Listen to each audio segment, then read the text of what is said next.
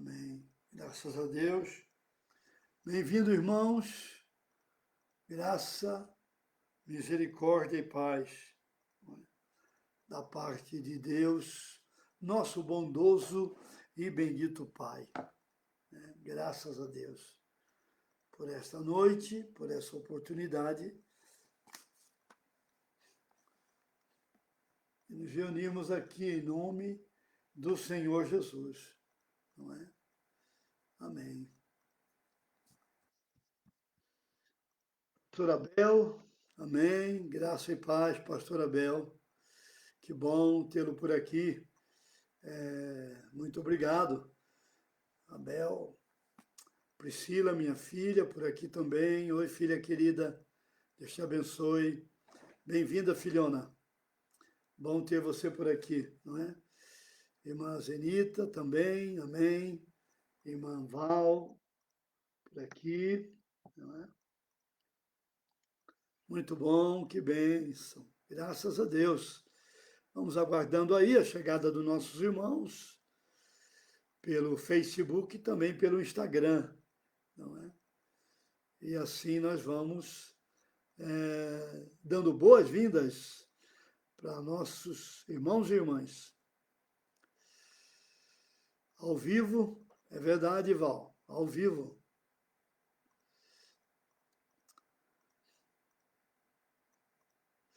Você ficou um tempo ausente, não é verdade? Que bom que você está por aqui hoje. Bem-vinda. Amém. Alegria em reencontrá-la, não é? Graças a Deus. Amém, amém. Louvado seja o Senhor. Muito bom. Graças ao Senhor pelas suas misericórdias, que renovam-se cada manhã. Cada manhã, cada dia, nós temos uma renovação das misericórdias do Senhor. Né? Hoje nós vamos falar um pouco sobre a vontade de Deus. Não é? Qual é a vontade de Deus para a nossa vida? Quantos irmãos têm encontrado dificuldade para compreender e até mesmo conhecer a vontade de Deus? Não é? Então, hoje nós vamos falar um pouco sobre isso, lendo alguns textos bíblicos. Minha prima Dulce por aqui, que bom. Graça e paz, prima. Amém. Minha prima Neia também por aqui, que bom. Graça e paz. Louvado seja o Senhor. Amém. Bem-vindas. Né? Obrigado pelas orações, pela intercessão. Né? A nossa prima Wanda também, prima da Mazé. Amém.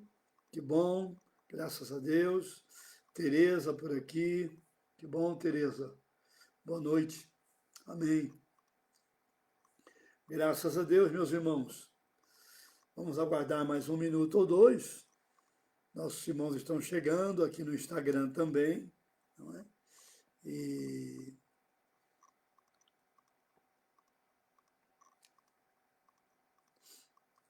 graças a Deus pelas suas misericórdias, que o salmista fala das riquezas das suas misericórdias, mas também da multidão das suas misericórdias.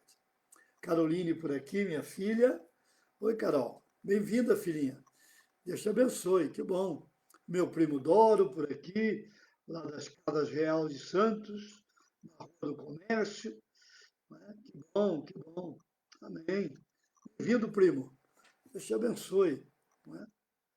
Que bom. Alessandro Rupê, lá de Arapiraca, do belo estado das Alagoas. Que bom. Graças a Deus. Todos vocês, Lu Alcântara, minha amiga lá de Bauru. Que bom. É verdade, Carol, Deus é bom o tempo todo. Também te amo, filha. Amém. Temos a nossa irmã Cá por aqui. de Mongaguá, Carla de Mongaguá. Ô, Carla, tudo bem? Bem-vinda, que bom. Da Igreja Cristã da Família em Santos, que bom. Amém. Graça e perturbação, irmã Lu, é verdade. Você lembra disso, não é? Lá das conferências de Bauru. Que bom. Graças a Deus. Muito bom. Louvado seja Deus. Nós vamos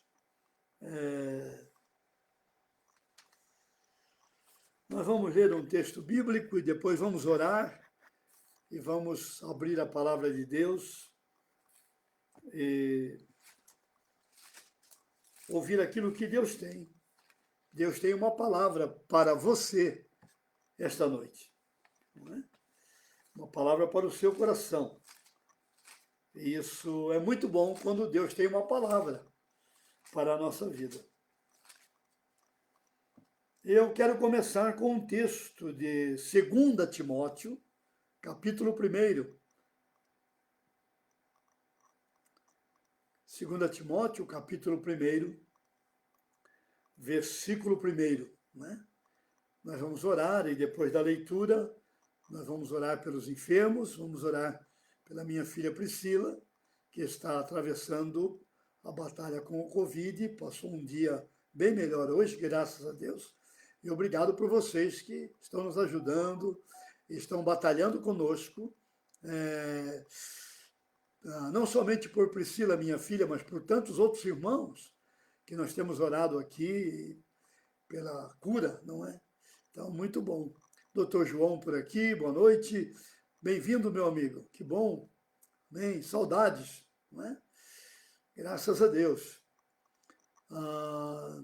Então, vamos abrir a nossa Bíblia. Você tem a sua Bíblia? Ter a Bíblia é uma coisa muito boa. Quando em alguns lugares do mundo a Bíblia não pode ser aberta, as pessoas não podem ter a sua Bíblia, e quando tem a Bíblia, não podem ler a Bíblia publicamente. Então, nós podemos e damos graças a Deus. 2 Timóteo, capítulo 1, versículo 1. Ok?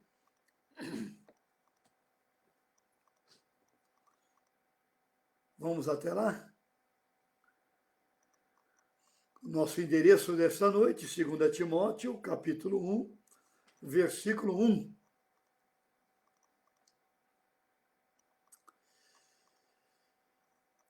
Paulo, apóstolo de Cristo Jesus, pela vontade de Deus, de conformidade com a promessa da vida que está em Cristo Jesus.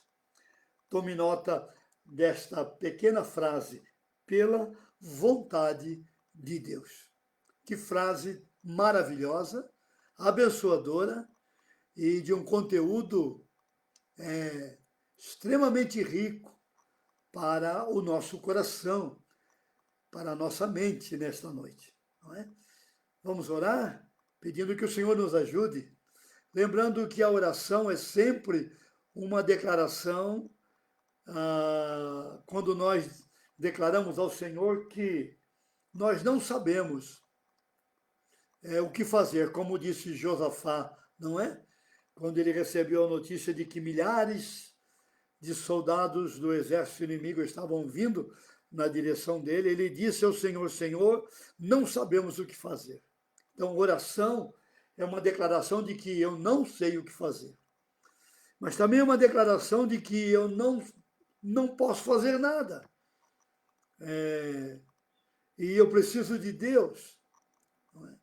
Muitas vezes precisamos falar algo e precisamos que Deus nos ajude a falar. Precisamos reagir e agir, então precisamos de Deus, não é verdade? A oração é uma declaração de que nós chegamos ao ponto zero. Nós chegamos no fundo do poço, não é? E precisamos do Senhor. Amém? Você concorda comigo? Então vamos orar. Querido Pai, muito obrigado por este tempo tão precioso e por esta oportunidade singular, quando nós podemos nos reunir com o Senhor e com a Tua Palavra e com nossos irmãos. Nós te adoramos, porque Tu és Deus, Criador de todas as coisas. Nada é impossível para ti. Nós adoramos ao Senhor Jesus Cristo por uma tão grande salvação, quando o Senhor foi à cruz em nosso lugar. E Paulo diz que o Senhor se entregou por nós, lá em Gálatas capítulo 2. E por isso ele pode dizer que ele se gloriava na cruz de Cristo, onde o mundo está crucificado para nós. Também podemos adorar ao bendito Espírito pela ajuda desta noite, pela compreensão, pelo iluminar do entendimento, por esclarecer, por dar capacidade à nossa mente para compreendermos aquilo que o Senhor tem para a nossa vida neste tempo.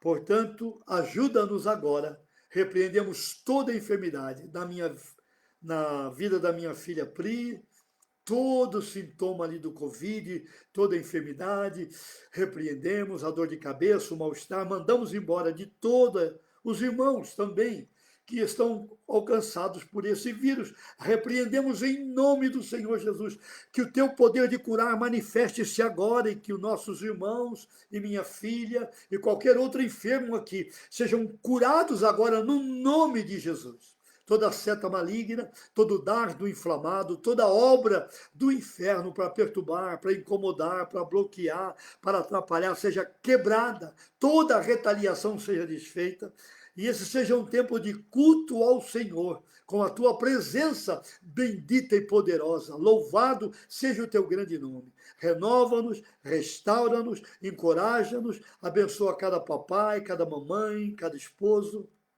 cada esposa, cada empresário, cada pastor, cada pastora, cada missionário, cada profissional liberal, cada irmão e irmã. Abençoa nessa noite, Papai do céu, com o teu poder, com a tua graça, em nome do Senhor Jesus. Amém. Graças a Deus. Louvado seja o Senhor. Meus queridos irmãos, eu certa vez ouvi agora, não foi muito tempo não, essa semana ou semana passada, ouvi a experiência de uma irmã, de uma amiga nossa, dizendo que a mãe dela era uma mulher cheia do temor de Deus no coração. E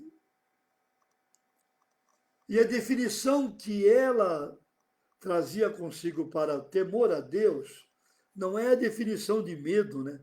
A palavra temor a Deus não é medo de Deus, porque Deus não fará mal a você, aqueles que foram comprados pelo sangue da cruz, que pertencem a Cristo, estão debaixo da graça, não estão debaixo da ira de Deus.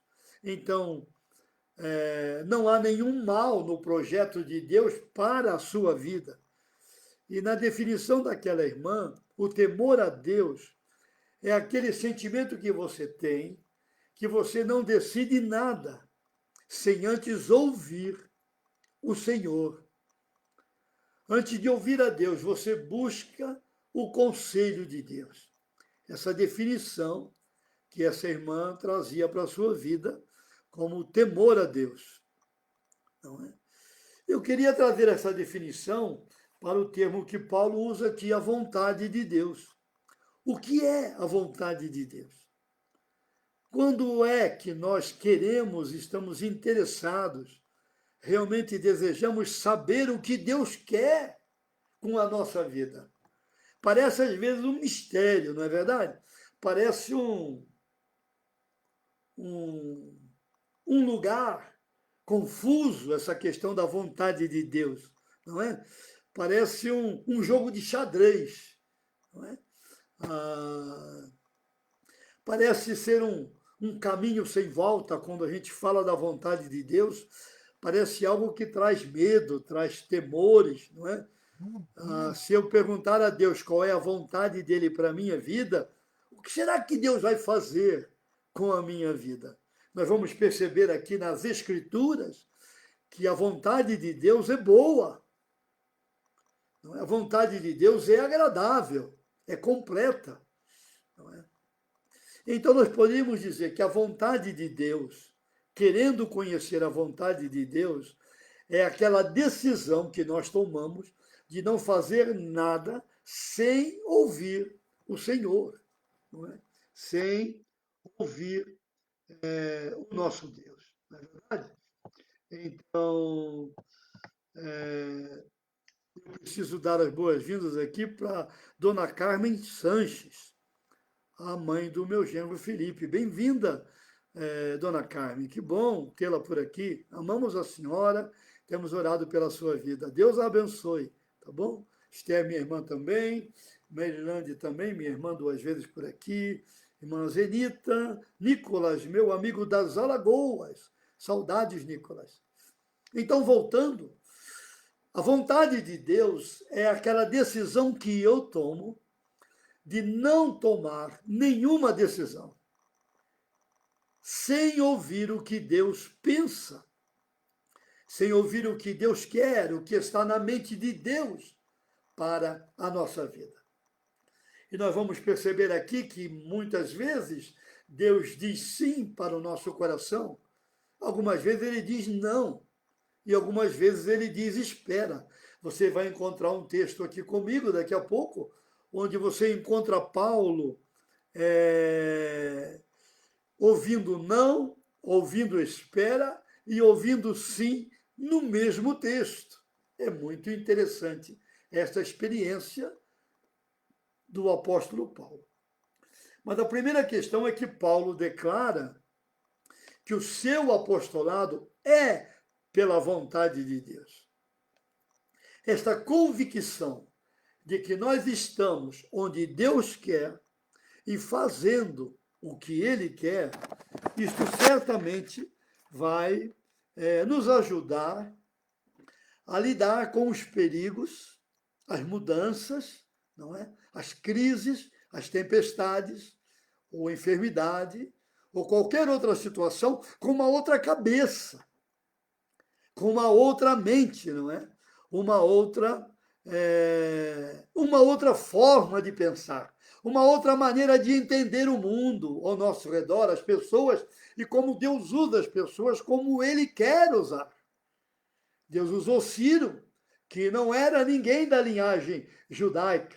Ele chama Ciro de meu ungido para cumprir uma profecia. Deus usou Oswaldo Aranha na ONU em 1948 para dar o voto Minerva para que Israel se tornasse uma nação independente, econômica, social e política.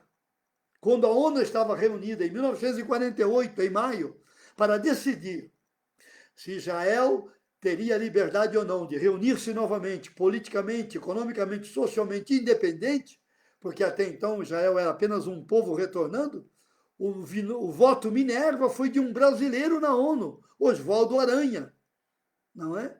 Então, Deus usa a nossa vida quando nós colocamos a nossa vida na mão dele, quando nós disponibilizamos a nossa vida nas mãos de Deus. Eu quero ler com você um outro texto que está em Romanos, capítulo 1.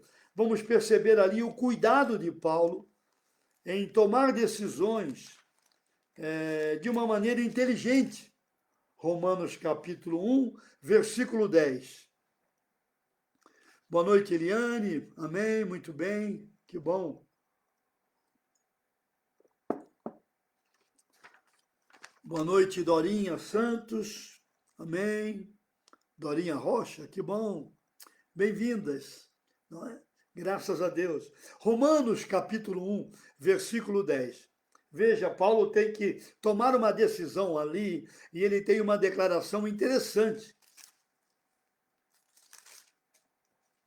Ok?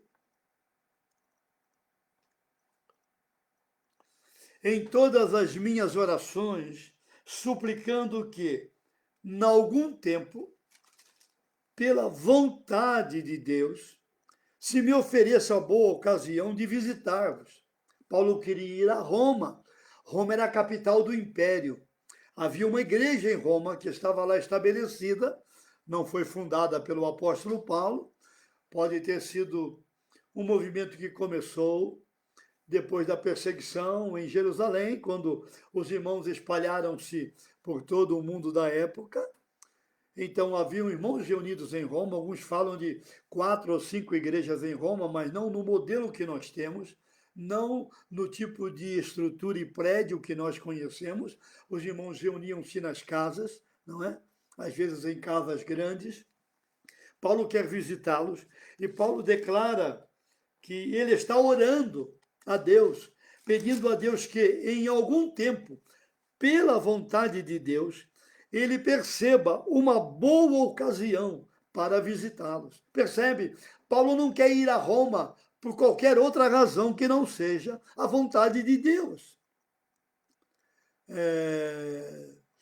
Paulo não quer ir a Roma simplesmente para conhecer a capital do império, que era o império do mundo da época de Paulo, onde estava César, onde estava o Fórum Romano, onde estava o Coliseu, não é? Aliás, o Coliseu ainda não existia, perdão, o Coliseu existiu depois dos anos 70, perdão, mas toda a estrutura de Roma estava lá, os palácios, não é? Tudo estava lá. Não, Paulo pode até ir a estes lugares, mas Paulo quer estar ali para estar com os irmãos, para ter comunhão com os irmãos, mas mesmo assim, mesmo para cumprir um trabalho missionário, Paulo declara que ele estava orando para que, pela vontade de Deus, ele pudesse ir a Roma.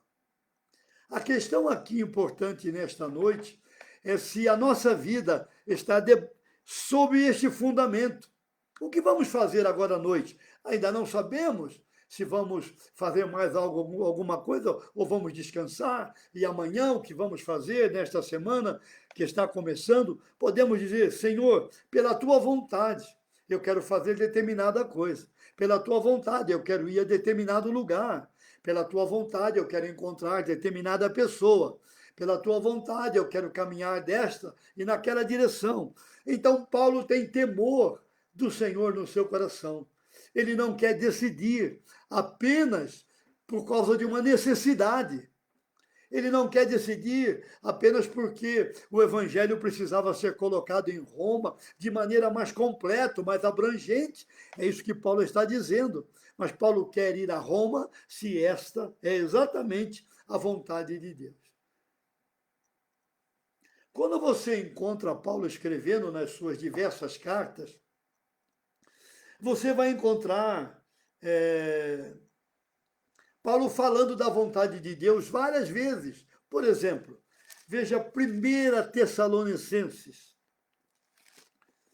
capítulo 5.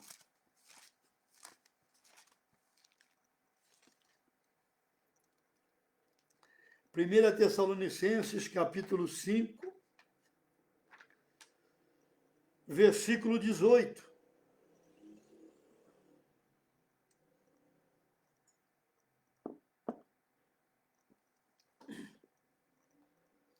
Primeira Tessalonicenses, capítulo 5, versículo 18. Ok? Todo mundo lá? Ok.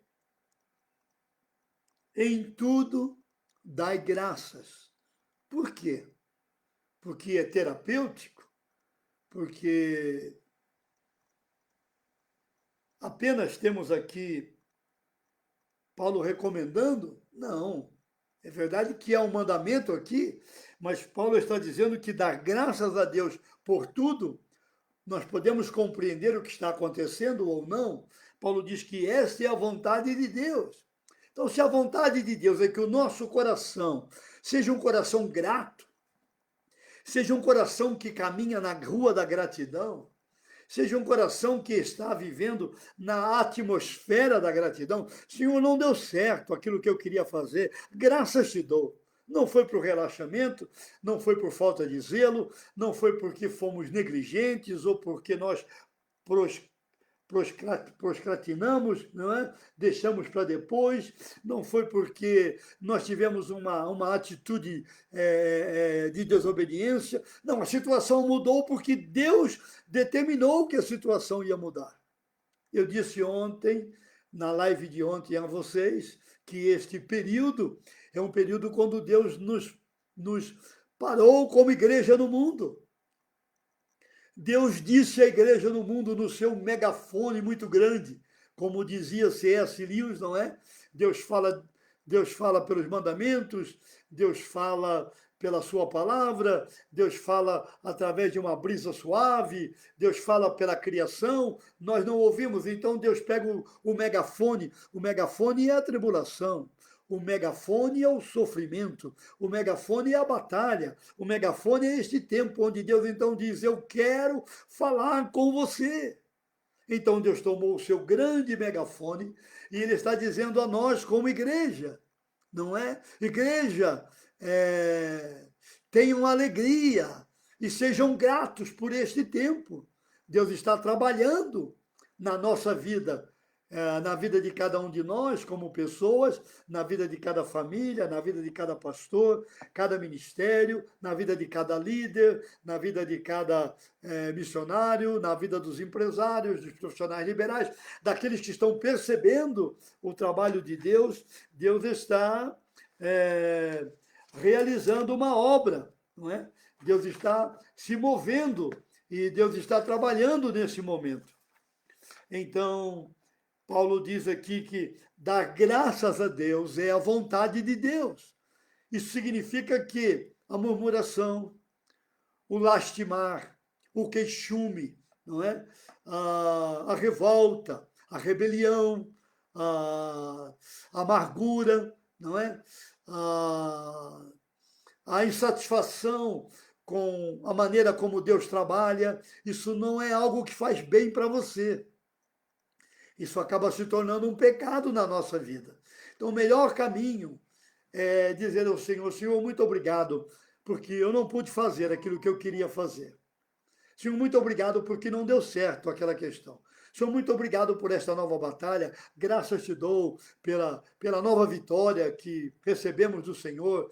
Graças te damos pela bênção que o Senhor nos deu. Graças te damos, Senhor, porque a resposta ainda não chegou. Não é? A resposta de Deus nem sempre vem no momento que nós queremos. Então, podemos agradecer pela fé. Muito obrigado, Senhor. O Senhor está cuidando da nossa vida, da nossa família. O Senhor está atento àquilo que estamos colocando diante do Senhor. Então, Paulo diz: em tudo dai graças, porque esta é a vontade de Deus em Cristo Jesus para convosco. Eu tenho uma primeira pergunta aqui. Você hoje aproveitou as oportunidades para dizer graças a Deus? Você pode levantar a sua voz ao céu e dizer: Senhor, graças te dou por este dia, graças te dou por uma tão grande salvação, graças te dou por Jesus Cristo, que foi à cruz em meu lugar e derramou o seu sangue para que eu possa receber o perdão dos meus pecados, a purificação da minha vida, a libertação de uma consciência culpada, não estou mais condenado ao inferno, ganhei vida eterna, tenho paz com Deus agora. Graças te dou, Senhor, pela palavra que eu tenho e posso ler a Bíblia, quando tantos povos do mundo não têm a Bíblia traduzida, ou muitos outros povos não podem ter a Bíblia com liberdade. Nós vivemos em um país com muita liberdade, graças ao Senhor por isso, não é? Você pode dar graças a Deus pelo trabalho, pelos recursos, pela provisão, pela família que você tem, pelos amigos, por aqueles que estão servindo você, pela empresa, pelos funcionários. Meus irmãos, quantas questões nós podemos levantar a Deus em gratidão neste dia. Você teve a oportunidade, você aproveitou a oportunidade para dizer muito obrigado, graças a Deus, Deus te abençoe. Que bom, sou grato a você porque você tem tomado esta atitude, você tem me ajudado, porque você orou por mim. Oh, quantas coisas nós podemos agradecer. Então, em tudo dai graças, porque esta é a vontade de Deus em Cristo Jesus para convosco. Nós temos um irmão que já está com o Senhor, Eugênio Peterson. Ele trabalhou com uma Bíblia chamada A Mensagem, é uma paráfrase. Ele costumava dizer que a gratidão é a chave para você entrar na senda da maturidade. Quando você se torna uma pessoa grata, você não é amarga. Quando você se torna um homem grato, você não é um homem rabugento. Quando você se torna uma pessoa grata, você não é mal-humorada. Pode ter um mau humor aqui, outro ali, mas não vive mal-humorado. Não é carrancudo, sisudo. Como nós precisamos da ajuda de Deus para experimentar a sua graça. E percebemos que é muito mais fácil nós sermos gratos do que vivermos dominados pela ira ou qualquer sentimento semelhante que entristece o Espírito Santo de Deus. Não é verdade? Então, a vontade de Deus é que nós podemos dar graças a Deus. Mas tem mais uma questão aqui em 1 Tessalonicenses, capítulo 4, versículo 3. Ok? Vocês estão recebendo bem o sinal? Eu recebi uma informação aqui que o Face parou em algum lugar. Mas vocês estão recebendo bem, nós vamos continuar. 1 Tessalonicenses capítulo 4, versículo 3. Vamos lá? Ok?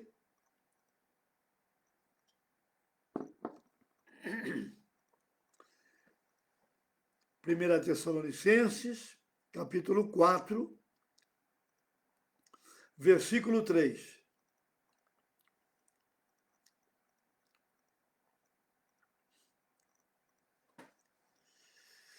Dirceu Biratão por aqui, lá da Boa Terra, não é? Amém, Dirceu. É verdade? Deus é justo, sim, e cuida de nós. Amém. Neuza também por aqui, minha cunhada. Amém. Minha esposa também por aqui. Que bom, não é? Irmã Terezinha também. Bem-vindos, bem-vindos. Pois esta é a vontade de Deus. No primeiro texto, a vontade de Deus é que nós vamos dar graças a Deus. Aqui a vontade de Deus é a nossa santificação. Viver uma vida de santidade, não é?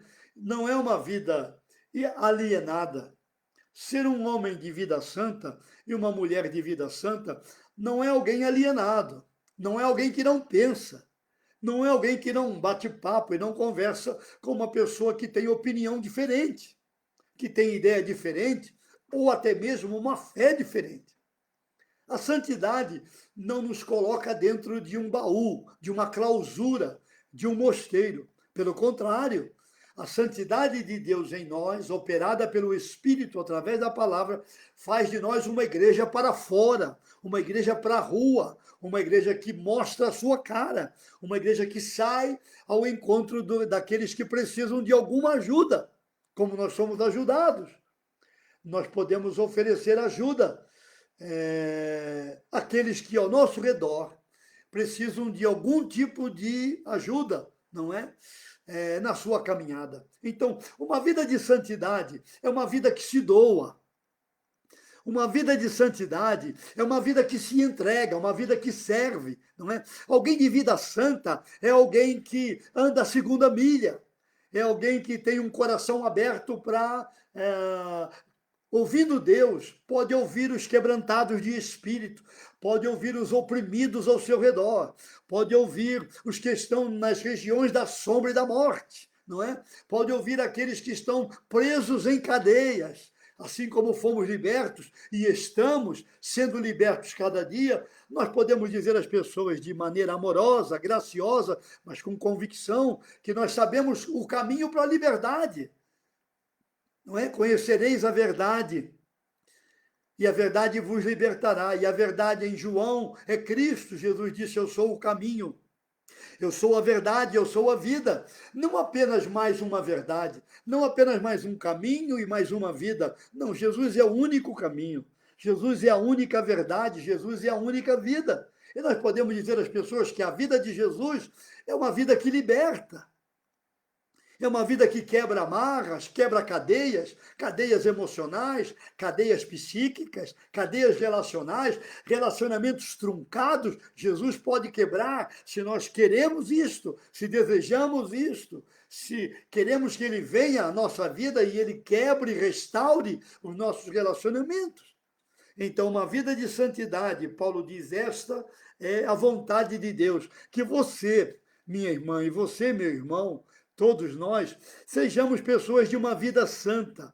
Santo aqui é alguém separado para Deus, para a glória de Deus, para cumprir neste mundo o propósito de Deus. Qual é o propósito de Deus? Deus amou o mundo de tal maneira, Deus amou as pessoas deste mundo de tal maneira, para que todo aquele que nele crê, obedece, não pereça, não vá à morte eterna, não viva a eternidade sem Deus e também neste mundo, mas tenha a vida eterna com o Senhor. Então, o propósito de Deus é que as pessoas ouçam o Evangelho através da nossa vida, da nossa fala, da nossa comunicação, da nossa ação, do nosso serviço, não é? Isso certamente vai fazer de nós pessoas marcadas por uma vida de santidade, não é? Uma vida de santificação. O conceito de santidade, ele muitas vezes, em muitas ocasiões na igreja, ele tornou-se um conceito reducionista, não é? Porque a ideia de uma pessoa santa era de alguém que não falava com os amigos, era de alguém que, ao chegar a Cristo, abandonava suas amizades, não é? Alguém que, vindo para Cristo, não saudava mais os vizinhos, não ia à casa dos parentes, porque ele já não tinham a mesma fé. Não é isso. A ideia de santidade na Bíblia não é exatamente isso. Quem é santo é sal para salgar. Quem é santo é luz para brilhar. O sal detém a podridão. A luz manda as trevas embora. Então, como santos em Cristo, não perfeitos, não que nunca pecamos, não que nunca mais vamos cometer qualquer pecado. Quando Salomão está orando a Deus na sua oração, falando com Deus agora sobre a sua responsabilidade como rei, ele diz que não há homem nenhum que não peque. É verdade, 1 João também diz isso. Se alguém diz que não peca, é mentiroso. Por isso Jesus foi à cruz para nos perdoar dos nossos pecados. Nós não temos prazer no pecado, nós não queremos viver pecando, nós não queremos andar numa vida dissoluta, movido pelas paixões deste tempo, mas nós vamos desobedecer, nós vamos pecar, nós vamos transgredir. Então nós voltamos a Deus e pedimos perdão e nos arrependemos, e então nós confessamos o nosso pecado e somos cheios do Espírito novamente e caminhamos. Cada dia dizendo não ao pecado, cada dia dizendo não àquilo que quer nos levar para longe de Deus. Esta é uma vida de santidade. Louvado seja o Senhor. Então, a vontade de Deus é que vivamos uma vida de santidade na presença do Senhor. Mas há um outro texto sobre santidade, ainda nas cartas de Paulo, daqui a pouco nós vamos a outro livro, 2 Coríntios capítulo 8, versículo 5. Vamos a 2 Coríntios capítulo 8, versículo 5. Minha prima Jane por aqui, que bom, bem-vinda, amém. Deus te abençoe, prima. Natan Salles também, missionário da Avante, que bom, Natan. Natan, Alessandra, muito bom. Deus abençoe vocês. Vamos a 2 Coríntios, Eliane também por aqui, irmão Rafael Anselmo também, que bom, que bom, que bom. Amém. Graças a Deus. Major por aqui também, que bom, amém. Deus abençoe vocês, bem-vindos. 2 Coríntios capítulo 8, versículo 5. Não somente fizeram como nós esperávamos, mas também deram-se a si mesmo, primeiro ao Senhor, depois a nós. Veja o final do versículo 5, pela vontade de Deus. Percebe aqui a conexão? Quando você está na vontade de Deus, você se doa. Quando você está na vontade de Deus, você se entrega, você se dá, você serve, não é? Você é útil na vontade de Deus. Que coisa tremenda. Meus irmãos, esta gente de 2 Coríntios era gente extremamente pobre, era gente extremamente sem recursos. Se você ler o texto diz que eles eram paupérrimos, eles não tinham recursos, foram expoliados, o império levou tudo que eles tinham e eles agora querem dar. Eles querem dar recursos, eles querem dar o seu apoio, eles querem dar para os irmãos de Jerusalém, que estão em extrema necessidade também. Aí Paulo diz que antes deles darem a sua oferta, econômica ou de serviço, eles se deram primeiro ao Senhor e depois a nós, diz o apóstolo Paulo, pela vontade de Deus. A vontade de Deus faz de você uma pessoa obediente. O nosso grande problema é com a obediência. A vontade de Deus faz de cada um de nós, no lugar onde estamos, na área onde Deus nos colocou, na empresa, no ministério, no casamento, na família, qualquer lugar onde Deus nos colocou para fazer o que estamos fazendo, a vontade de Deus faz de nós pessoas obedientes. É o que o Senhor disse a Saul, quando Samuel disse a Saul, você vai na batalha contra os amalequitas, você não traz nada de lá. E ele traz o gado, o melhor do gado. E o Senhor disse, Samuel disse a Saul, Saul, o Senhor disse para você não trazer nada de lá. Nada deveria ser tomado daquele povo. Mas eu trouxe o melhor do gado. Então não foi isso que Deus falou a Saul. E Samuel disse a Saul, o teu reino foi rejeitado. Você não será mais rei sobre Israel, porque você não obedeceu ao Senhor. Saul tinha um caráter de desobediência, tinha um caráter de rebelião. Então, ele não teve um reinado, não teve uma tarefa fácil, porque ele não obedeceu a Deus. Qual é o nosso maior problema? É a obediência. Na vontade de Deus, nós vamos aprender a obedecer a Deus. Vamos aprender as bênçãos da obediência, não é? E esta gente aqui de 2 Coríntios, eles obedeceram pela vontade de Deus. E na vontade de Deus, eles se deram, eles se entregaram. Eles estavam servindo ao Senhor e servindo aos irmãos. Eu tenho uma pergunta para você esta noite. Você pode dizer esta noite que você é um irmão e uma irmã que está na obediência a Deus, você está obedecendo a Deus esta noite, na vontade de Deus, você está onde Deus quer, o que você está fazendo foi Deus quem mandou, foi você que decidiu, quem tomou a decisão para você fazer o que você está fazendo, para você morar onde você está morando, para você estar exatamente onde você está. De quem é a decisão? Não é? Eu lembro que trabalhando com missões, eu venho trabalhando com missões em Portugal, Espanha, Equador, Moçambique, Senegal, Tailândia, no Brasil, em tantos outros lugares, nós temos trabalhado como Missão Avante. Muitas vezes eu ouvi pessoas que foram chamadas para o campo missionário dizerem, eu vou casar primeiro, depois eu vou. Mas eu primeiro vou ter o meu filho, então depois eu vou a missões. Quando eu tiver, então, um bom emprego, que eu possa ter recursos, então eu vou a missões. Quando eu terminar o meu curso acadêmico, eu vou a missões. Muito bem, Deus pode dizer isso para uma pessoa, termine o seu curso acadêmico. Dependendo do contexto para onde ela vai, o curso acadêmico será de grande utilidade, porque ela pode fazer tenda lá por um período. Por um período. Mas dependendo do povo para onde ela vai, ela não pode trabalhar por causa da mão de obra escassa. Essa é uma questão muito interessante. Mesmo que ela tenha todas as profissões do mundo, ela pode trabalhar de graça, servindo de graça, mas não pode tirar recursos daquele povo, dependendo da lei do país. Eu ouvi muitas pessoas dando tantas desculpas para ir ao ministério, para ir ao campo missionário, ou para ir a qualquer lugar que não seja missões, que não seja o ministério, ou mesmo para contribuir, mesmo para obedecer a Deus em qualquer área da nossa vida. Nós podemos ter tantas desculpas e tantos atalhos.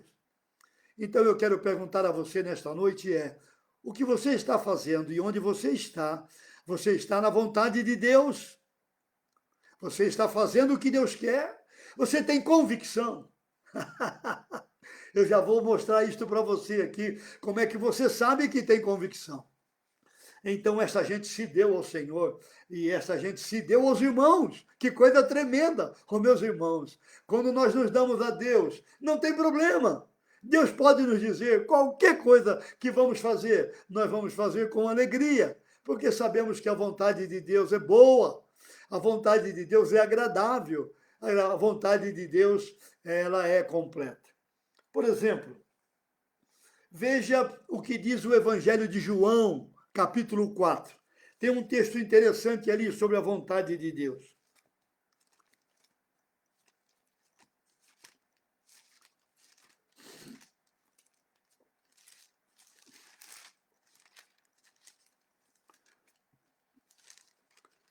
João capítulo 4.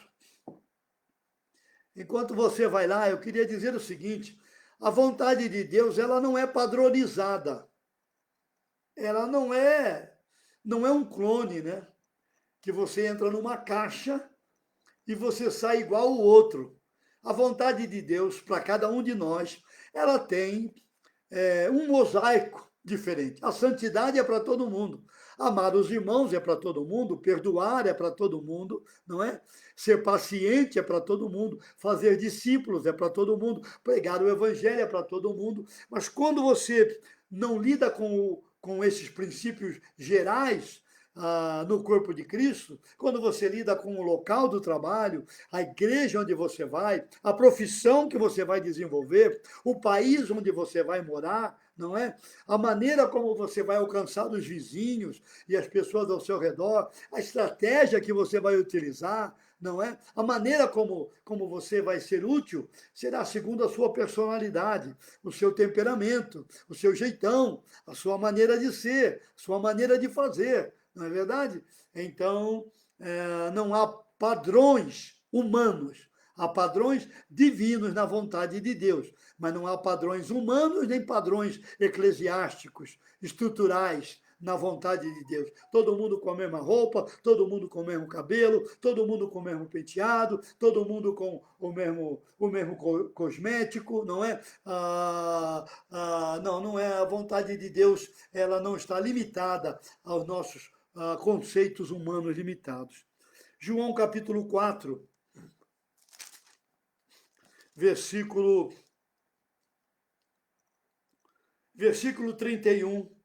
Os discípulos de Jesus chegaram ao poço de Jacó, a Samaria, encontraram Jesus conversando com a mulher samaritana, o que não era normal. Ele era judeu, não estaria conversando com alguém daquela forma, não sendo judeu. Jesus era um homem, ela era uma mulher, e era uma mulher de vida não muito bonita, então não era uma atitude normal no contexto da cultura. Mas Jesus mostrou que a vida que ele traz, ela é uma vida supracultural. A vida de Cristo não está submissa à cultura humana. O evangelho é supracultural. Nós obedecemos às autoridades, nós não criamos escândalos, nós queremos viver uma vida que glorifique a Deus, mas nós não somos influenciados pela cultura ao nosso redor. Nós não somos dirigidos pela cultura que nos cerca, ou pela cultura ditada, ou pela cultura construída, ou pela cultura pregada, pela mídia, ou por quem quer que seja. A nossa vida, ela é conduzida pela cultura do reino, que é uma cultura supracultural. Então os discípulos chegaram, viram Jesus conversando com aquela mulher, ficaram um tanto preocupados, e eles disseram para Jesus: Jesus, come. Provavelmente eles passaram lá em algum lugar e compraram uma comida e disseram: Jesus, tem um lanche aqui, 5 pães e 2 peixinhos. Não tinha, naquela época, a comida do nosso tempo, e Jesus disse a eles: uma comida tenho para comer, no versículo 32, que vós não conheceis. Os discípulos ainda não conheciam a comida que Jesus tinha para comer. E então os discípulos começaram a falar entre eles: ter-lhe-ia, porventura, alguém trazido o que comer? Jesus lhe disse: a minha comida, marque isto, sublinhe isto, a minha comida consiste em fazer a vontade daquele que me enviou e realizar a sua obra. Que coisa tremenda! Jesus está dizendo: olha, aquilo que eu como é a vontade de Deus. Aquilo que me alimenta, aquilo que me satisfaz, aquilo que me motiva, o meu motor é comer a vontade de Deus. Aquilo que dirige a minha vida é alimentar-se da vontade de Deus, porque ela é boa, ela é agradável, ela é perfeita. Louvado seja o nome do Senhor. Meus irmãos, quanta tristeza na desobediência, quanta tristeza na rebelião, quanta tristeza quando nós dizemos não a Deus, quanta amargura, quanto dissabor, quanto fracasso, quanta coisa errada quando nós dizemos a Deus: não, não vou fazer a tua vontade, não quero a tua vontade, não me interessa a tua vontade, não estou nem aí para aquilo que o Senhor pensa.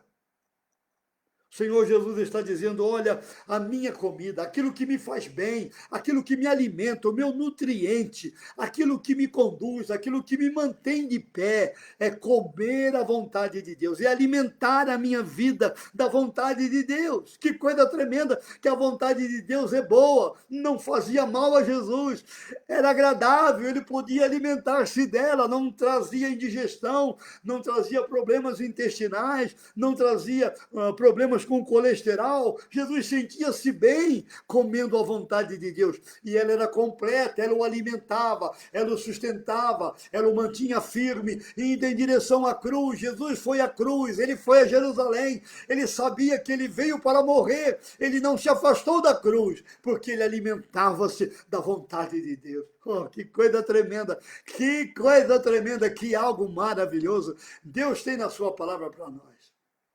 Então eu quero perguntar a você nesta noite, meu irmão e minha irmã, o que é que você comeu hoje? Do que você se alimentou hoje? Não é? Qual é a comida? O que alimenta você cada dia? Não é? Bom, quando nós entendemos a vontade de Deus, nós somos felizes. A vontade de Deus nos faz pessoas bem-aventuradas. A vontade de Deus faz de nós pessoas em paz. Nós não temos conflitos, mesmo que determinada coisa não saiu como a gente esperava. Mesmo que nós estamos em tribulação, em batalhas, a vontade de Deus traz convicção. Estamos onde Deus quer e fazendo o que Deus deseja, em qualquer área da vida. Eu não estou falando somente de ministério, ou de missões, ou de pastorado. Eu estou falando de qualquer área da nossa vida.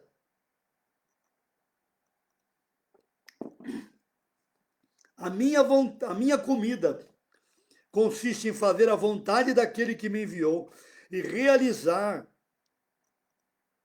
a sua obra.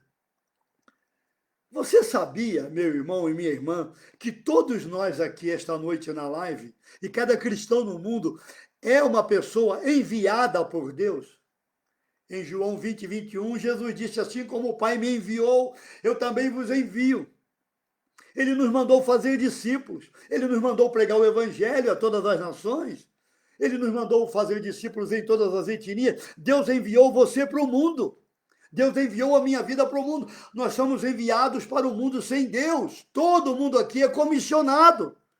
Se você disser: eu não tenho nada a ver com missões, eu não tenho nada a ver com obra missionária, eu não tenho nada a ver com essa questão de pregar o evangelho, então você não é um cristão, você não nasceu de novo. Ou a sua compreensão da comida de Deus e da vontade de Deus está equivocada.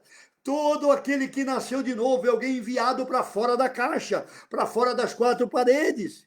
A palavra igreja, no grego, eclésia ou eclesia, ela significa literalmente chamados para fora. Mas nós ganhamos uma visão de igreja templista. Nós fomos chamados para dentro e cantamos, e cantamos, e cantamos, e bailamos, e dançamos, e pregamos, e ensinamos, e engordamos, ficamos obesos espiritualmente, e para nos mover é difícil, porque estamos obesos espiritualmente. O chamado é para fora, o chamado é para a rua, o chamado é para ir ao encontro daqueles que estão das trevas, sem luz do mundo, aqueles que estão corrompidos pelo pecado, pela maldade, pela injustiça, pela segregação, pela acepção de pessoas, pelo ódio, pelo rancor, pelo racismo, aqueles que estão debaixo de uma batalha tremenda. Nós somos chamados para ir até eles e alcançá-los com o evangelho. Uma igreja que não vai alcançar, ela é alcançada. Uma igreja que não é pregada o evangelho, ela é alcançada pelas filosofias, pelas correntes teológicas fraudulentas, pelas correntes do neomarxismo, ou do humanismo, ou de qualquer outra corrente que existe por aí. A igreja que não vai fica presa. Quem não vai pregar o evangelho acaba sendo conquistado por alguma coisa. Acaba sendo evangelizado, entre aspas, por algum desses movimentos perdidos por aí, dessas filosofias vãs, desses conceitos desastrosos, dessas crenças aí que não levam a nada. Então, Jesus disse que a comida dele era fazer a vontade daquele que o enviou e realizar a sua obra. Então, eu tenho aqui 3 perguntas. Vamos lá. A primeira, você reconhece que você é uma pessoa enviada de Deus para este mundo? Amém? Então pregue o evangelho. Pregue com sabedoria, pregue com graça, pregue com coragem, pregue com intrepidez, pregue a tempo e fora de tempo. Crie oportunidades para pregar o evangelho. Não tenha medo, não seja covarde. Crie oportunidades, mas seja inteligente. Não começa com o inferno. Não começa com o lago de fogo. Não começa falando do diabo. Começa falando de Deus e do seu amor por todas as pessoas. Comece falando de um Deus que ama, de um Deus que quer ajudar cada pessoa no nosso mundo, não é? Então, comece de maneira correta, mas uma boa coisa é você ser amigo das pessoas. Você tem vizinhos, você mora em um prédio, você tem pessoas ao seu redor. Como você pode ajudá-las agora neste período? Como você pode servi-las como cristão? Então, a primeira questão é: você tem convicção de que você é uma pessoa enviada por Deus? Amém? Você tem convicção de que você está na vontade de Deus agora, neste tempo? O que você está fazendo porque Deus mandou você fazer. Não é fruto de ideias mirabolantes, não é? Não é fruto de uma mente oca, não é fruto de um planejamento qualquer que aconteceu por aí. E o Senhor disse a você que Ele quer você onde você está, e Ele quer você fazendo o que você está fazendo. Então a terceira pergunta é: você está fazendo a obra de Deus ou a sua própria obra? Esta é uma pergunta interessante. Nós podemos ser encontrados fazendo a nossa própria obra em qualquer lugar. Eu não estou falando apenas do ministério ou de alguma coisa que fazemos dentro da reunião dos irmãos, mas onde estamos, na minha profissão, no seu local de trabalho, ali é uma obra de Deus que você está realizando. Você está na empresa onde está, você está na escola acadêmica onde está, você está no prédio onde está, no bairro, na cidade, no país onde você está, para realizar a obra de Deus. E a obra de Deus sempre é uma obra em direção às pessoas. Deus ama as pessoas. Deus ama cada pessoa neste planeta, independente da escolha dela, da opção dela, independente do que ela realiza. Oh, Deus ama cada pessoa e nós vamos dizer a elas que elas são amadas por Deus e que elas podem vir a Deus como elas estão. E o Espírito Santo, através da palavra, vai ajudá-las a arrumar os seus caminhos, a restaurar a sua vida, a pôr no lugar aquilo que Deus diz na palavra, que precisa ser colocado no lugar.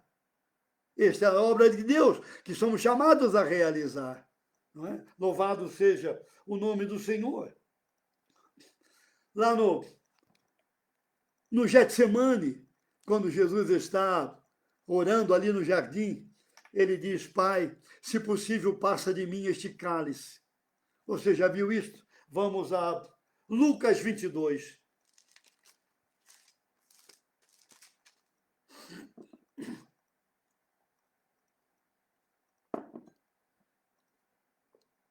Lucas 22, versículo 42.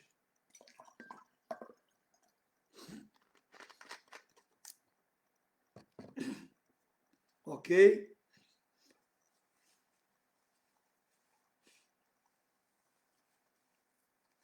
Lucas 22, 42.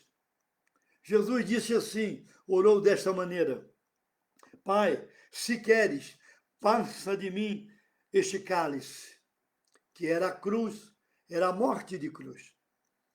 Contudo, não se faça a minha vontade, e sim a tua. A minha quarta pergunta é: você tem orado desta maneira? Senhor, eu devo fazer isto? Não se faça a minha vontade, mas a tua vontade. Senhor, eu devo ir a tal lugar? Então, para falar com aquela pessoa? Não se faça a minha vontade, mas a tua vontade. Eu estou reconectando o Instagram. Vamos aguardar um minutinho, irmãos do Face, não é? que os irmãos do Instagram já retornam.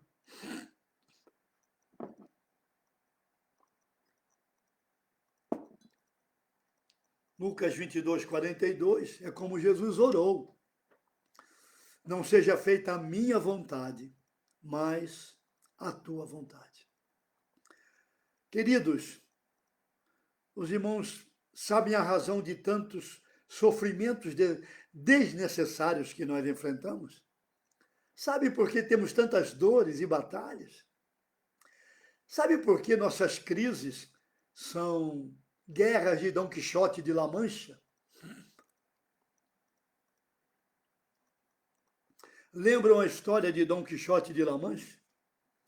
Ele está cavalgando no seu cavalo com seu amigo e ele vê um moinho de vento. E ele tira a espada e ele diz para o seu amigo: inimigos! Inimigos, inimigos, inimigos! Então o seu amigo diz a Dom Quixote: Dom Quixote, não são inimigos, são moinhos de vento. Então Dom Quixote de La Mancha não ouve o seu amigo. Ele retira a sua espada e vai para os moinhos de vento e briga e fica todo ferido lá, machucado, porque era uma batalha quixotesca. Fora da vontade de Deus, nós estamos lutando com moinhos de vento. Fora da vontade de Deus, nós estamos fazendo a coisa errada. Jesus disse: se possível, passa de mim este cálice. Senhor, eu quero fazer tal coisa, porém, se for da tua vontade, então me leva para fazer o que tu queres. Os irmãos entenderam isso? Quando você lê as Escrituras, você descobre que depois do nome de Deus, o nome que mais aparece na Escritura, na palavra, é o nome de Davi. Depois do nome de Deus, o nome que mais aparece em toda a Escritura é o nome de Davi, do rei Davi. Por que será que Davi é chamado homem segundo o coração de Deus? Vamos ver o que a Bíblia diz sobre Davi. Veja o livro de Atos, capítulo 13.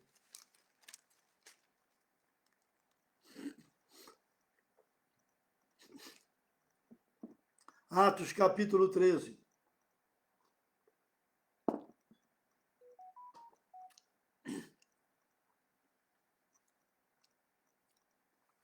Luzia Baraldi por aqui, bem-vinda, Luzia. Pastor Marcos Fernandes também, graças a Deus, não é? Que bom.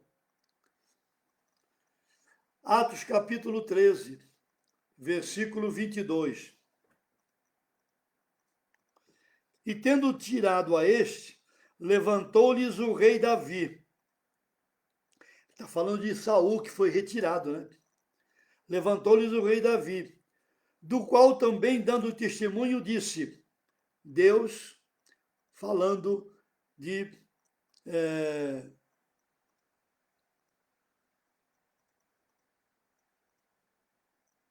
sobre Davi. Achei Davi, filho de Jessé, homem segundo o meu coração. Achei Davi, filho de Jessé, homem segundo o meu coração. Olha o final do versículo 22.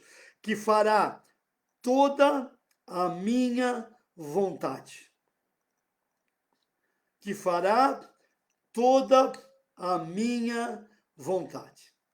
Vocês entendem por que Deus chama Davi de homem segundo o coração dele? Porque Davi fazia toda a vontade de Deus. Oh, Davi conhecia o coração do Senhor. Como nós sabemos que Davi conhecia o coração do Senhor? Você pode ir aos Salmos. Você pode ir aos Salmos de Davi. Ali está um homem que quando escreve, quando canta, quando compõe a sua poesia, quando toma a sua harpa, ele fala do coração de Deus.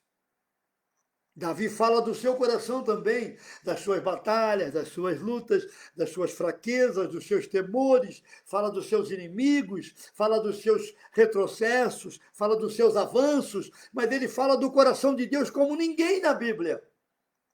Porque Davi estava disposto a fazer toda a vontade de Deus.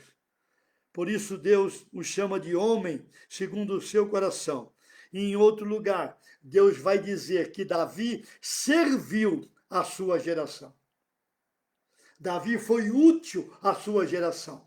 Davi foi um instrumento de Deus para abençoar o seu tempo. Então Deus quer que você, meu irmão, minha irmã, qualquer um de nós aqui esta noite, que estamos aqui, isto é, qualquer que seja a nossa área de trabalho, Deus nos quer sendo uma bênção, onde Ele nos colocou pela sua vontade para abençoar este mundo, para fazer discípulos, para gerar filhos espirituais que se tornam seguidores de Jesus Cristo.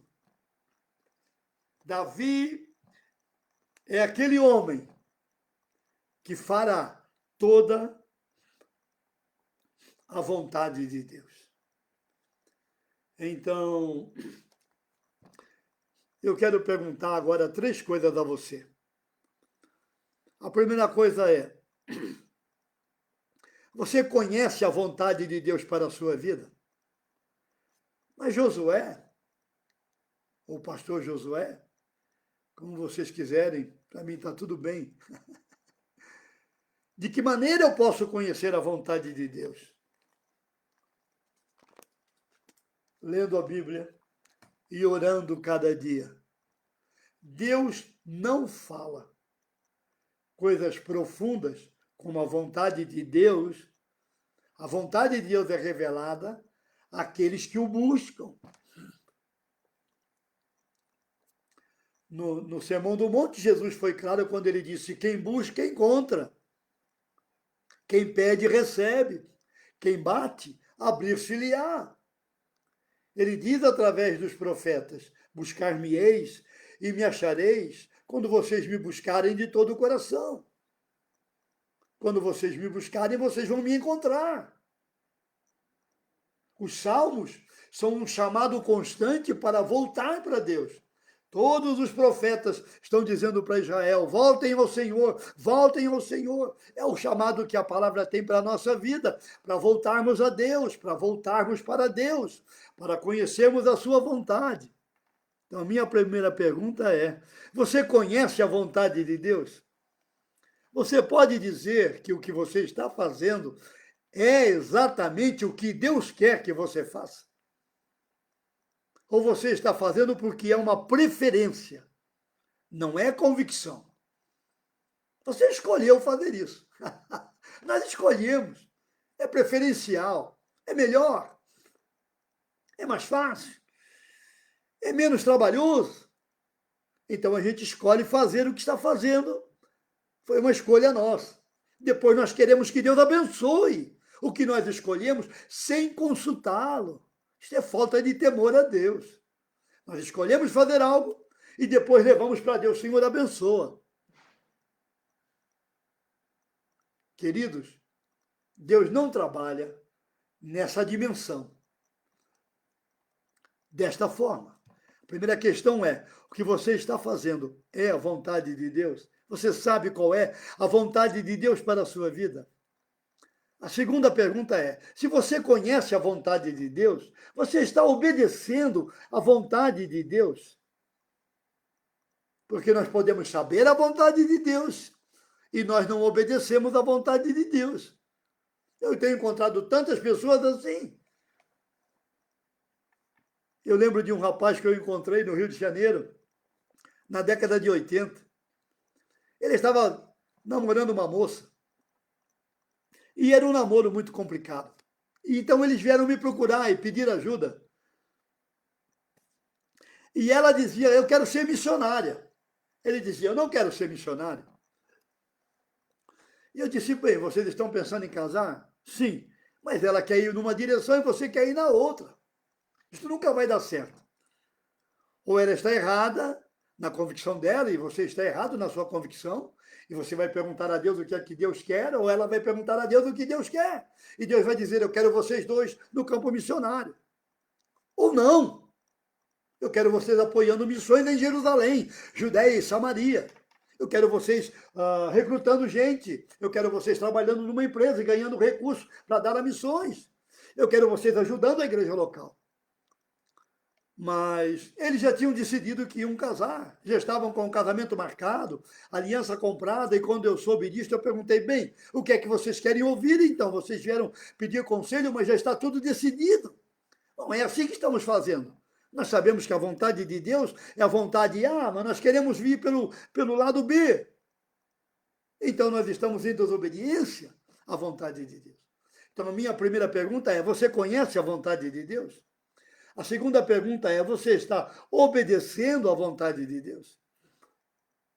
Bem, eu tenho encontrado pessoas que conhecem a vontade de Deus, eu tenho encontrado pessoas que obedecem à vontade de Deus, e essas pessoas não têm alegria na vontade de Deus. Elas não amam a vontade de Deus. Então a minha terceira pergunta é, você ama a vontade de Deus? Você ama aquilo que Deus mandou você fazer? Por exemplo, você está numa determinada empresa e você orou pedindo que Deus abrisse uma porta e você está ali. Você ama onde Deus colocou você. Você pode querer progredir, pode querer ir mais adiante, você pode querer crescer, ir para um lugar onde você tem maior ganho e maiores oportunidades, não tem nada errado quanto a isso.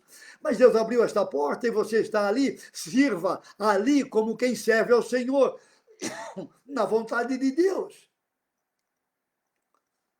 Então não é só o fato se você conhece e se você obedece, mas se você tem alegria, se você ama a vontade de Deus, se você não é como aquele carrinho do supermercado, que você pega o carrinho e você quer ir para a direita, ele vai para a esquerda, você quer ir para a esquerda, ele vai para a direita, ou então ele vai chiando o tempo todo. Aí eu nunca quero um carrinho assim. Quando eu vou ao mercado com o Mazé, e o carrinho não quer obedecer, então fica para lá, você não quer obedecer, carrinho, você não vai comigo. Ou então ele quer caminhar comigo, mas chiando e fazendo barulho, não quero esse carrinho. Eu quero um carrinho que me obedeça. Então a pergunta é, primeiro, você conhece a vontade de Deus? Você vai conhecê-la orando e lendo a Bíblia cada dia. Segundo, você está obedecendo à vontade de Deus, está fazendo exatamente como Davi, toda a vontade de Deus. Terceira coisa, você ama o que Deus mandou você fazer, você tem alegria no que Deus quer que você faça, você tem alegria onde Deus disse a você, eu quero você aí, fique aí, e só saia daí quando eu disser a você que é para sair. Só mude quando eu disser que é para mudar. Claro que Deus fala de diversas maneiras, não é? Deus tem muitas maneiras de nos guiar e dirigir. Tem a palavra, tem a oração, tem os conselheiros, tem as circunstâncias. Deus pode nos guiar para a sua vontade. Mas enquanto Ele nos quer fazendo o que estamos fazendo e no lugar onde estamos, nós precisamos amar a vontade de Deus. Esta foi a pergunta que a irmã Margaret Barr fez ao irmão Watmani na China. Ele estava se queixando de uma coisa, se queixando de outra, ele não estava feliz, não estava satisfeito, a situação não era boa, ele estava todo desagradável. Ela perguntou a ele, irmão Watmani, você ama a vontade de Deus? Isso mudou a vida de Watmani, não é? Então, assim, a minha pergunta a você nesta noite é, repito, esta pergunta não fiz, vou fazer agora. Você quer conhecer a vontade de Deus para a sua vida? Você quer saber o que Deus quer para você para os próximos dias, semanas, meses, os próximos anos?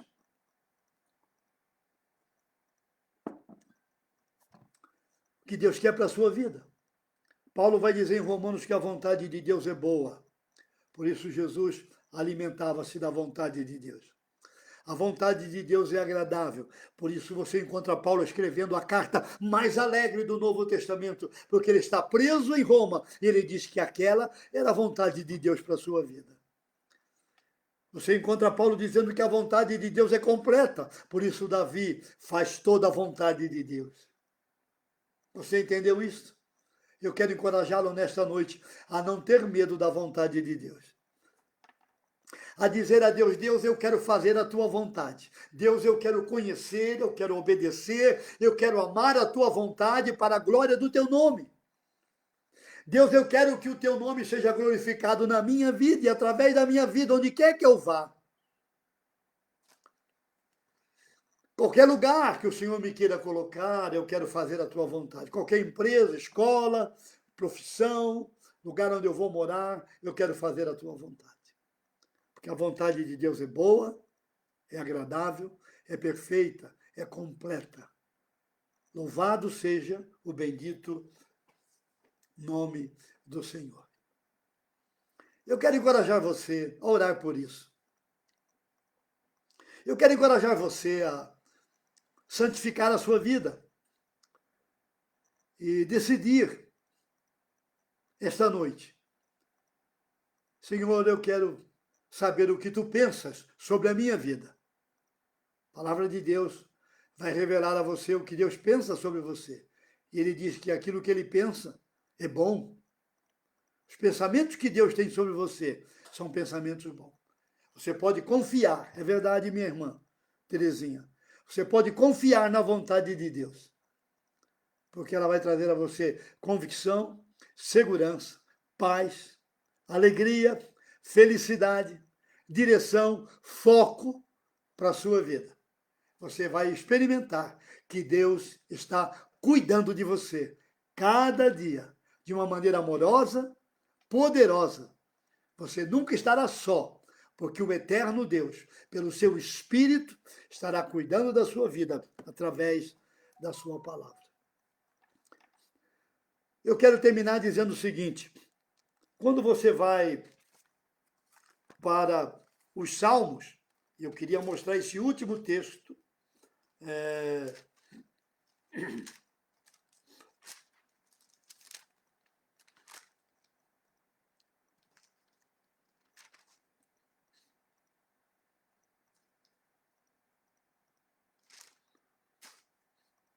Salmo 106. Salmo 106, versículo 15.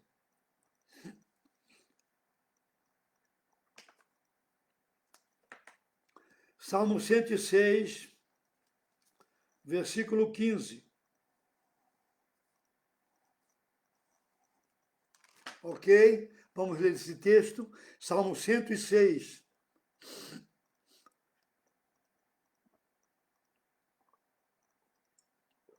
Versículo 15. Concedeu-lhes o que pediram, mas fez definhar-lhes a alma. Senhor, eu quero, eu quero, eu quero. Me dá, me dá, me dá. Se eu estou pedindo algo fora da vontade de Deus, ele pode dar, como ele fez com o povo de Israel. Eles recebiam um maná do céu, a comida dos anjos, preparada pelos anjos. Mas eles não queriam o maná do céu, eles queriam codornizes. A carne pedia carne. Então Deus deu carne a eles, mas a alma ficou definhada. O que significa isso? Satisfeitos na carne, mas miseráveis na alma.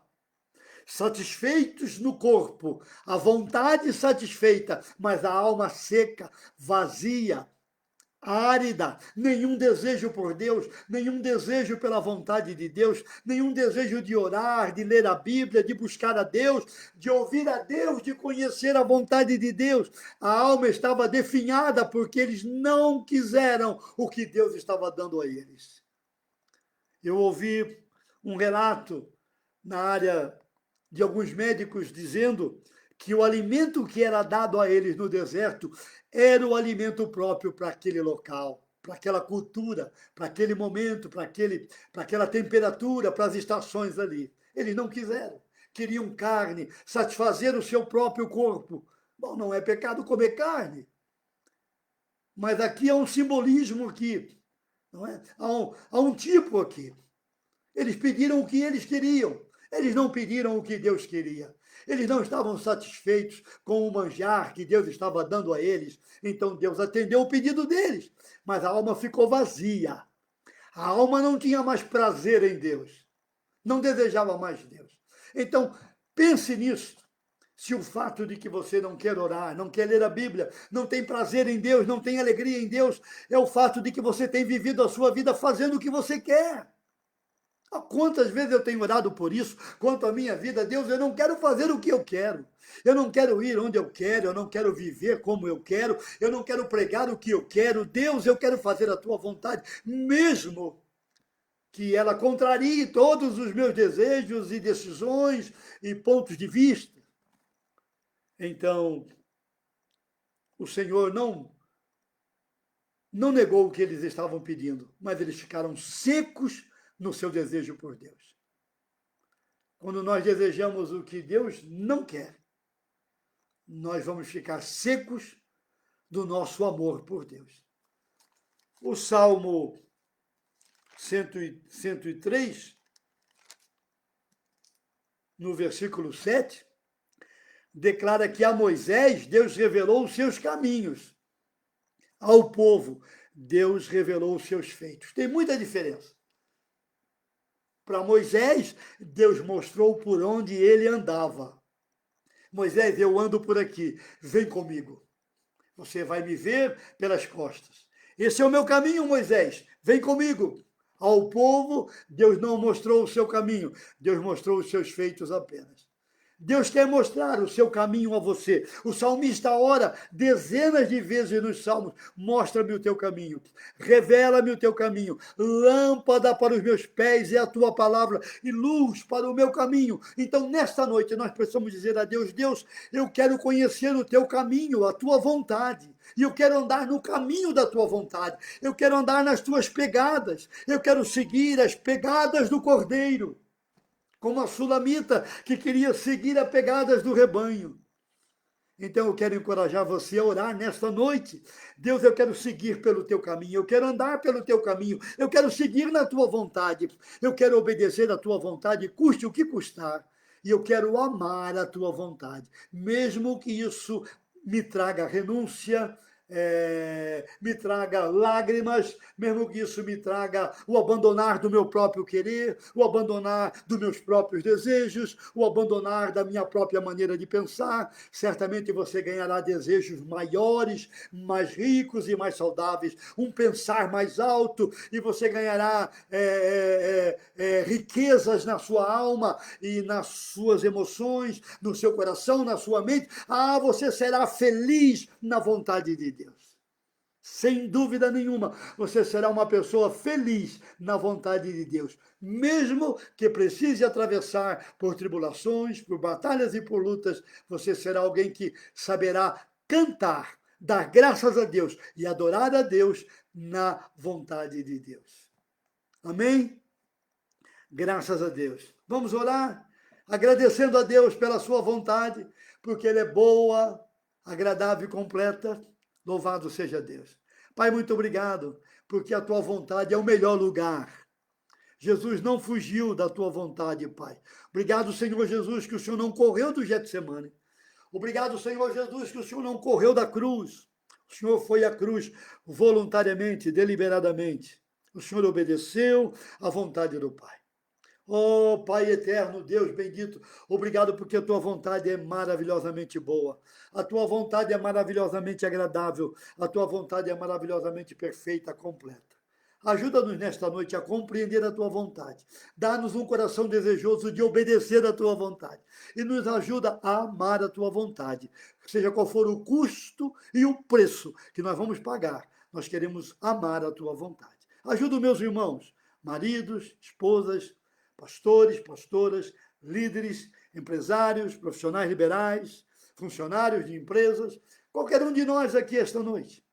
Ajuda-nos a, como Davi, cumprir toda a tua vontade e nos alimentarmos dela cada dia, para que então sejamos alegres, tenhamos uma vida que exala o bom perfume de Cristo, possamos pregar o Evangelho nessa geração e fazer discípulos de Cristo Jesus, nosso Senhor. Cura os enfermos nesta noite. Já oramos aqui por vários enfermos. Cura-os, Senhor. Muito obrigado por este tempo. Agradeço pela minha filha Priscila, que está aqui, pelo teu toque de poder sobre ela, pela obra que o Senhor está realizando na vida dela e na vida de outros irmãos que estão aqui, que foram curados também. E daqueles que estão sendo curados nesta noite. Cada lugar, qualquer enfermidade que seja, pela manifestação do teu poder. Louvado seja o teu grande nome. Amém e amém. Amém, queridos? Muito obrigado por esse tempo. Deus abençoe vocês. Graças a Deus. Fiquem firmes, fiquem firmes, fiquem firmes em nome do Senhor Jesus, não é? Natan Salles, grande abraço. Luzia Baraldi, Renato, grande abraço, Renato. Fique firme aí. Oh, minha esposa Mazé, um beijo. Irmã Terezinha, grande abraço. Lu, grande abraço. Milene Dil, grande abraço. Oh, amém, amém. Neuza Lima, minha cunhada. Grande abraço, aleluia. Abraço aí para todo mundo em Jundiaí. Obrigado, Milene. Fique firme aí.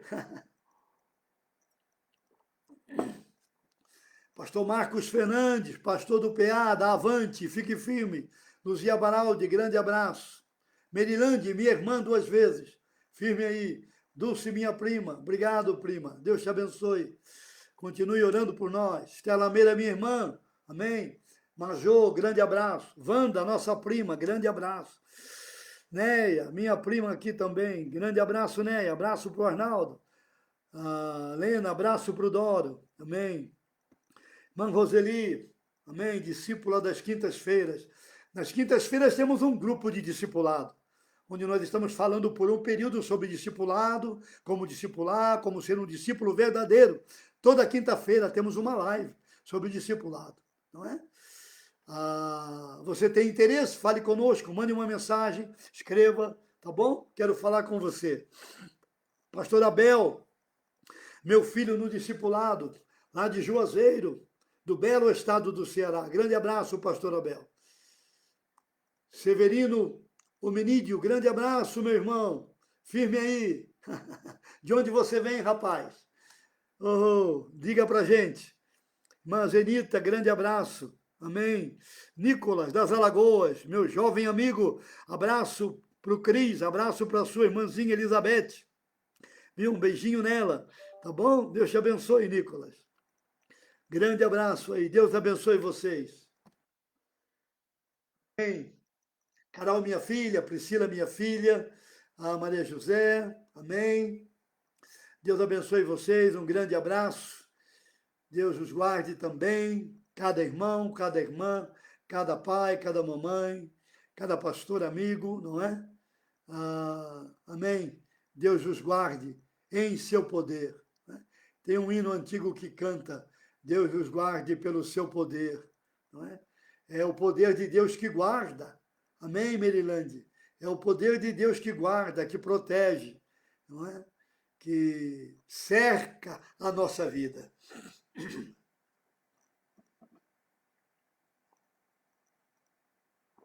Amém, queridos? Meu irmão Francisco, pastor Francisco, amém? Conversamos amanhã. Grande abraço. Fique firme aí. Obrigado, Lu. Amém. Grande abraço. Eu sou fã do Chaves, da Vila do Chaves.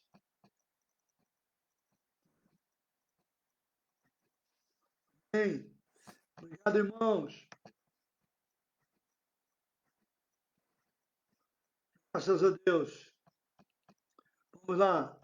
Irmãos do Instagram, Priscila Lima, Cris, amém. Beijo para você, minha filha. Abraço, Cris. Abraço, Luzia. Deus te abençoe. Amém. Amém, amém. Vamos embora, vamos descansar. Abraço a todos. Amém. Irmão Severino, Igreja Batista de Jundiaí Mirim. Que bom, meu irmão. Abraço forte. Abraço aí para os irmãos de Jundiaí, terra boa, não é? Amém. Abraço à igreja. Amém, amém, amém. Graças a Deus. Vamos lá, meus irmãos. Uma boa noite. Deus abençoe vocês. Fiquem firmes. Né? Abraço, irmão João. Fique firme aí também. Deus guarde você cada dia. Oro pela sua vida. Todos os dias. Não é? Grande abraço. Amém, amém. Louvado seja Deus.